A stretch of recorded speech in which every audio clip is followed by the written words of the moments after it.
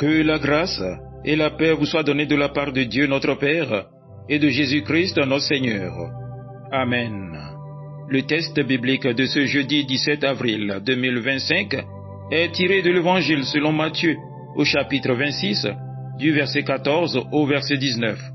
Le thème de ce jour est intitulé comme suit: Évite de nourrir de mauvaises intentions contre ton prochain. Prions.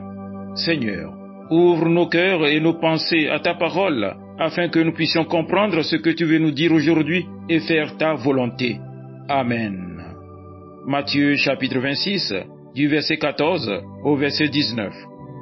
Alors l'un des 12, appelé Judas Iscariote, alla vers les principaux sacrificateurs et dit: Que voulez-vous me donner, et je vous le livrerai.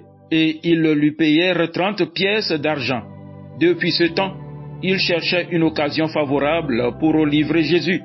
Le premier jour des pains sans levain, les disciples s'adressèrent à Jésus pour lui dire: Où veux-tu que nous te préparions le repas de la Pâque?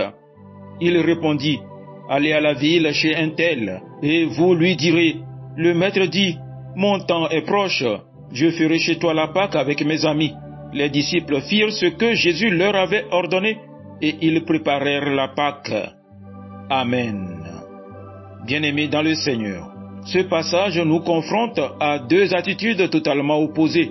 Celle de Judas qui nourrit dans son cœur une intention de trahison. Celle des autres disciples qui, de manière simple et obéissante, préparent la Pâque.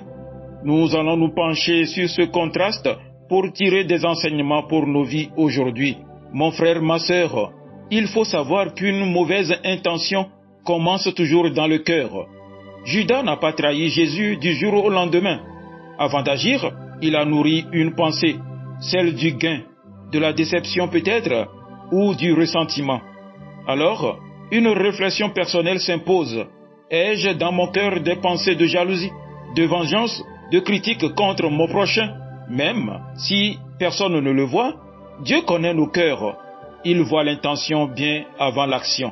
Une mauvaise intention peut être nourrie en silence, mais finit toujours par produire du fruit. C'est ce que nous apprenons du verset 16. Judas, après avoir reçu l'argent, cherchait une occasion. Il était devenu actif dans son mauvais projet. Ce qui était une simple idée devient un plan. Le feu commence souvent par une étincelle. Si tu la laisses, elle brûlera toute la maison. Dans l'évangile selon Luc au chapitre 6, verset 45, il est écrit: L'homme bon tire de bonnes choses du bon trésor de son cœur, mais le méchant tire de mauvaises choses de son mauvais trésor. Alors mon frère, ma sœur, demande à Dieu de te révéler les petites étincelles cachées. Traite-les à la racine avant qu'elles ne deviennent destructrices. Lorsque tu nourris des intentions négatives, colère non réglée, rancune, jalousie, elles grandissent. Elles cherchent une occasion favorable de s'exprimer. Pendant le temps que Judas s'active pour la réussite de son projet, les autres disciples obéissent simplement à Jésus. Ils ne complotent pas. Ils ne cherchent pas leur intérêt personnel. Ils se concentrent sur le service et la communion. Alors mon frère, ma sœur, je t'invite à remplir ton cœur de bonnes intentions. Cherche à obéir à Dieu, à construire la paix avec les autres. C'est cela qui te prépare à partager le repas avec Jésus. Choisis la paix, l'obéissance, le service. Sois un disciple vrai, sincère, entier. Sois de ceux qui préparent la communion, pas de ceux qui la détruisent. Le livre des Proverbes, au chapitre 4, le verset 23, nous dit: Garde ton cœur plus que toute autre chose, car de lui jaillissent les sources de la vie. Mon frère, ma sœur, bien-aimé, ce que tu nourris dans ton cœur finit toujours par se manifester. Alors je t'invite à choisir l'amour plutôt que la rancune, à choisir la paix plutôt que le conflit, à choisir la vérité plutôt que la trahison. Alors mon frère, ma sœur, tourne-toi vers le Seigneur et fais cette prière individuelle.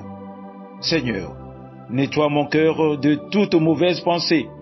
Remplis-moi de ton amour pour mon prochain. Aide-moi à être un artisan de paix et non un instrument de discorde. Amen. Agréable journée à vous tous.